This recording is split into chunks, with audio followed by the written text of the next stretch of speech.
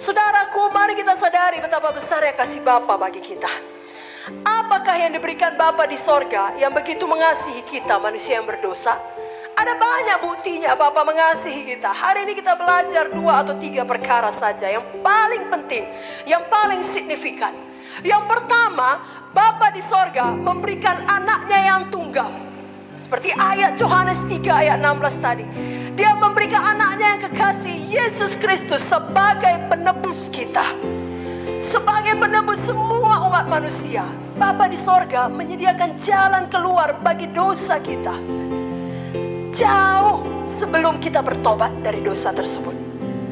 Bapa di sorga menyediakan jalan keluar bagi seluruh umat manusia dari hukuman yang menanti dia. 1 Yohanes 3 ayat 16 mengatakan, demikianlah kita ketahui kasih Kristus, bahwa ia telah menyerahkan nyawanya untuk kita. Jadi kita pun wajib menyerahkan nyawa kita untuk saudara-saudaranya, untuk saudara-saudara kita. Mengapa Tuhan Yesus menyerahkan nyawanya? Mengapa Tuhan Yesus harus menjadi penebus manusia? Karena tidak seorang pun manusia dapat menebus dirinya sendiri. Tidak seorang pun di antara kita dapat menyelamatkan diri kita sendiri. Oleh karena kita sendiri telah mati secara rohani. Saudaraku, tentu saudara setuju, orang mati tidak dapat membangkitkan orang mati lainnya. Jangankan orang mati lainnya, orang mati tidak dapat membangkitkan dirinya sendiri. Perlu kuasa ilahi untuk membangkitkan orang yang sudah mati. Sebabnya buku Roma mengatakan Kristus bangkit dari kematian oleh kuasa Roh Kudus. Dan itu jugalah kuasa yang sama yang membangkitkan tubuh-tubuh kita yang fana. Jadi perlu kuasa ilahi, kuasa roh. Firman Tuhan mengatakan apa yang dilahirkan dari daging adalah daging, tetapi apa yang dilahirkan dari roh adalah roh.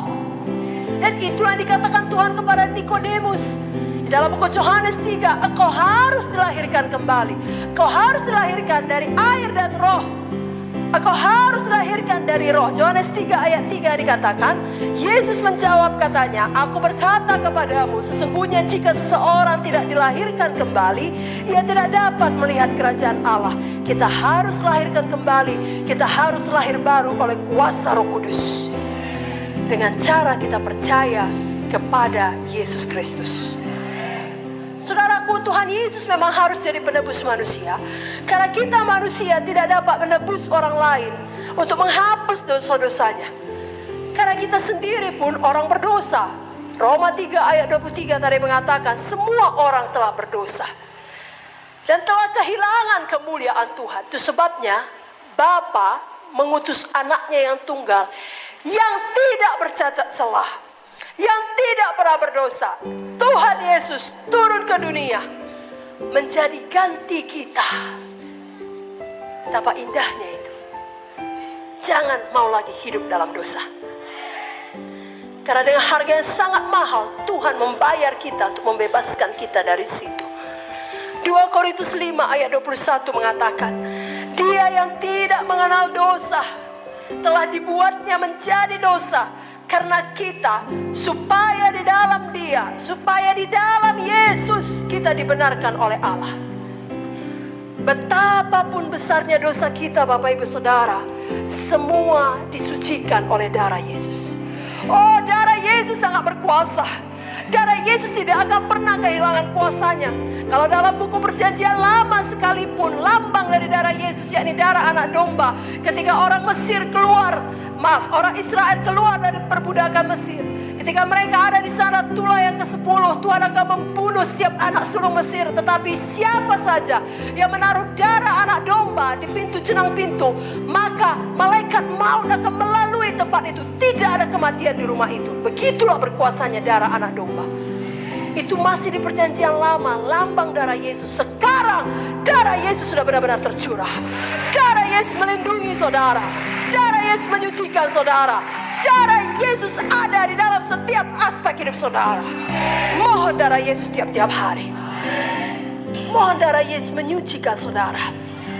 Bapak Ibu Saudara, Bapa di sorga bukan hanya menghapus dosa kita, tetapi yang memberikan hidup yang baru, yang berkelimpahan kepada kita.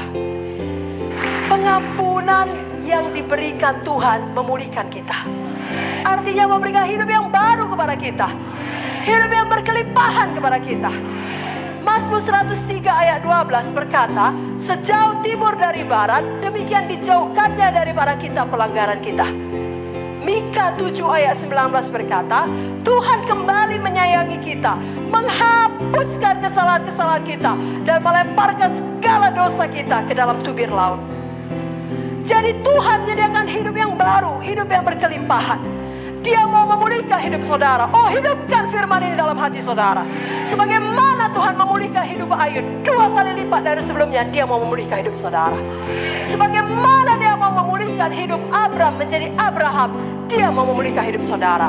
Sarai menjadi Sarah, Saulus menjadi Paulus, dan banyak lagi contoh lainnya di dalam Alkitab. Dia mau memulihkan hidup saudara. Yohanes 10 ayat 10 mengatakan Tuhan Yesus datang supaya kita mempunyai hidup dan mempunyainya dalam segala kelimpahan.